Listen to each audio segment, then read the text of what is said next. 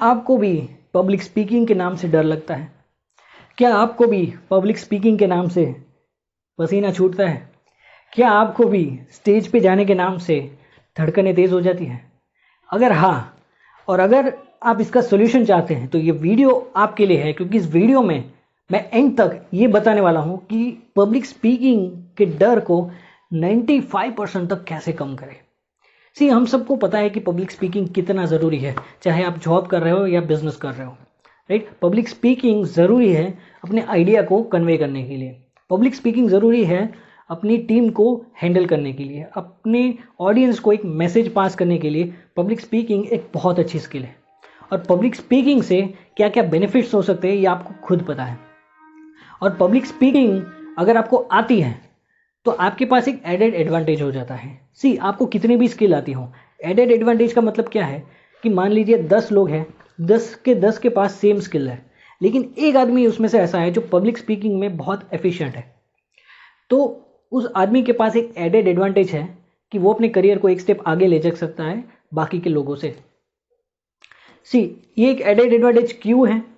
क्योंकि public speaking ज़्यादातर लोग करना नहीं चाहते। क्यों? क्योंकि ज़्यादातर लोग डरते हैं, और जब ज़्यादातर लोग डरते हैं तो उसको अटेम्प्ट ही नहीं करेंगे, तो वो उस चीज़ को सीख नहीं पाएंगे। लेकिन अगर आपको ये रियलाइज़ हो गया कि पब्लिक स्पीकिंग कितना ज़रूरी है आपके लिए, और अगर आपने इसे सीख लिया, तो आप दूसरों से आगे निकलने में आपके लिए बहुत आसान होता है, राइट। तो पब्लिक स्पीकिंग अब मुझे बताने की ज़रूरत नहीं है कि क्यों इतना अच्छा है, लेकिन प्रॉब्लम कहाँ पे है कि ज़्यादातर लोग आज भी पब्लिक स्पीकिंग में डरते हैं, वो हिचकिचाते हैं, क्योंकि उस चीज़ को उन लोग मास्टर नहीं कर पाते। अब मास्टर कैसे करते हैं?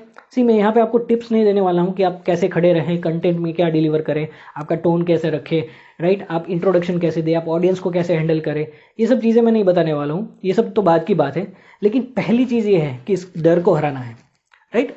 दंगल मूवी में आमिर खान का डायलॉग है कि दंगल लड़ने से पहले डर को हराना पड़ता है। तो सिमिलरली पब्लिक स्पीकिंग सीखने से पहले पब्लिक स्पीकिंग के डर को हराना पड़ता है। और इस वीडियो में मैं आपको 3 ऐसी चीज़ें बताने वाला हूँ जो आपके पब्लिक स्पीकिंग के डर को हराएगी। मैं आपको टिप्स नहीं दे रहा हूँ, मैं आपको रियलाइज़ करवाने वाला हूँ, क्योंकि जब आदमी रियलाइज़ करता है तभी वो जाके एक्शन लेता है। हम सबको पता है कि हेल्थ हमारे लिए कितनी इंपॉर्टेंट है, लेकिन हम तब तक एक्सरसाइज नहीं करते, फ्रूट्स वेजिटेबल्स नहीं खाते तब जब तक हमें कोई बीमारी ना है। और द मोमेंट हमें बीमारी सीवियर आती है, हमें हॉस्पिटलाइज करना पड़ता है, डॉक्टर बताते हैं कि अब आपको फ्रूट्स वेजिटेबल्स खाने हैं, डाइट का ध्यान रखिए, एक्सरसाइज करिए, तब जाके कोई इंसान एक हेल्थी हैबिट्स अडॉप्ट करता है। तो सिमिलरली पब्लिक स्पीकिंग में भी ऐसा है कि जब तक आपको रियलाइज नहीं होगा तो आप करोगे नहीं, राइट। तो ये वीडियो का मेन मोटिव यही है कि 3 ऐसी मैं आपको चीज़ें बताऊंगा जो आपको अगर रियलाइज हो गई तो आपको पब्लिक स्पीकिंग सीखने से कोई नहीं रोक सकता। अब आगे बढ़ने से पहले मैं आपको ये बताऊंगा कि अगर अभी तक आपने इस चैनल को सब्सक्राइब नहीं किया तो तुरंत कीजिए, और बेल आइकन को प्रेस करना मत भूलिए, ताकि ऐसी इंपॉर्टेंट वीडियोस आपसे मिस ना हो। So the first realisation I am going to tell you is that public speaking is a skill and it can be learned. Public speaking एक स्किल है। स्किल मतलब क्या है कि कोई भी काम में कुशलता। अब कोई भी काम में कुशलता कैसे आएगी? जब आप उसको सीखोगे और धीरे धीरे उसमें मास्टरी करोगे। ये कोई नेचुरल इनबॉर्न टैलेंट नहीं है। अब ये मैं ऐसा क्यों बता रहा हूँ?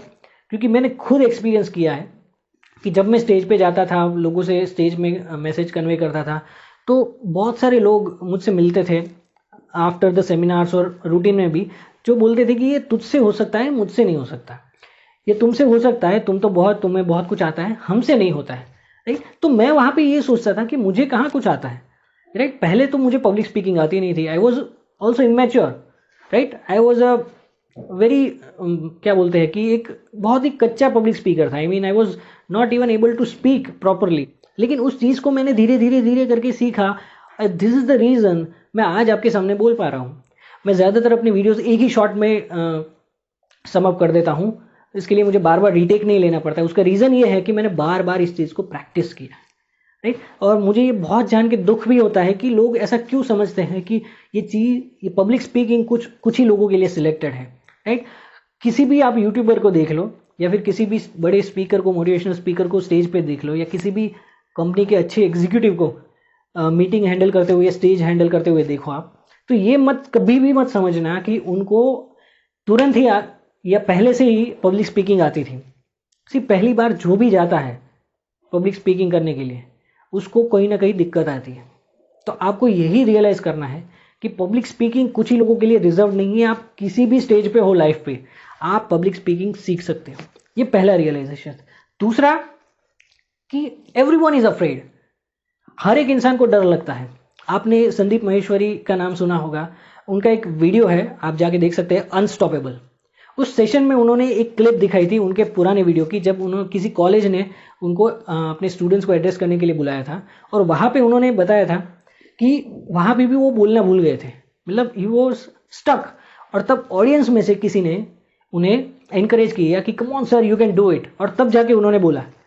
तो कहने का पॉइंट ये है कि कितना भी बड़ा स्पीकर है आज कोई भी, उन्होंने भी स्टार्टिंग में उनको भी डर लगा था। कोई भी स्पीकर इमीडिएटली बड़ा नहीं हुआ, उनको भी डर लगा है, राइट। आप किसी भी यूट्यूबर को देख लो, मोटिवेशनल स्पीकर जो स्टेज में अच्छा बोलते हैं, उनका फर्स्ट वीडियो देखना, मतलब लास्ट वीडियो अभी का, राइट, करंट, और उनके यूट्यूब चैनल को आप स्क्रॉल करना, और सबसे पहला वीडियो जो उन्होंने अपलोड किया था वो देखना। आपको उसमें ज़मीन आसमान का फर्क दिखेगा। क्यों?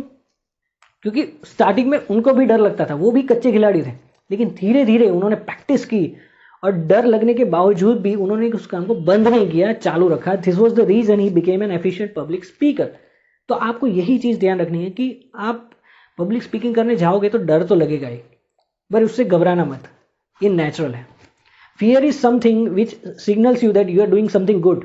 अगर आप चोरी करने जा रहे हो तो डर ये दिखाता है कि ये चीज़ गलत है, लेकिन अगर आप पब्लिक स्पीकिंग करने गए और अगर आपको डर लग रहा है, इसका मतलब ये है कि आप सही काम कर रहे हैं। Okay, so this was the second realisation. Third चीज़ आपको रियलाइज ये करनी है बैठ के कि it takes practice. It takes practice my friend.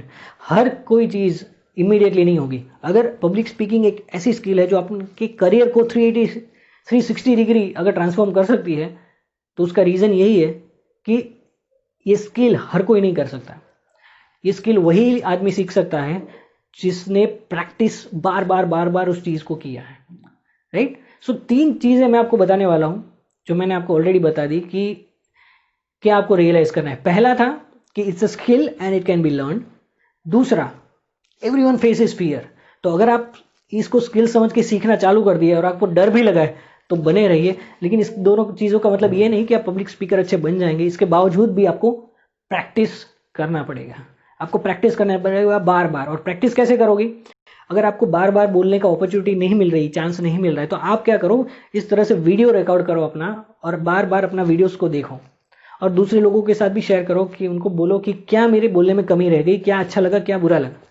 जो चीज़ अच्छी लगी उसको बार बार रिपीट करो, और जो चीज़ बुरी लगी उसको रेक्टिफाई करने की कोशिश करो, और धीरे धीरे इस प्रैक्टिस से ही आप अच्छे पब्लिक स्पीकर बनोगे, right. So this was the 3 realisations public speaking शुरू करने के लिए। ये 3 रियलाइजेशन अगर आपको हो गए तो आपको एक अच्छा पब्लिक स्पीकर बनने से कोई नहीं रोक सकता। इसके अलावा अगर आपके कोई डाउट्स है तो आप कमेंट बॉक्स में जरूर पेस्ट कीजिए। So I will see you in the next video. You do subscribe the channel and keep chasing your dreams. This is Dhaval Gajera signing of.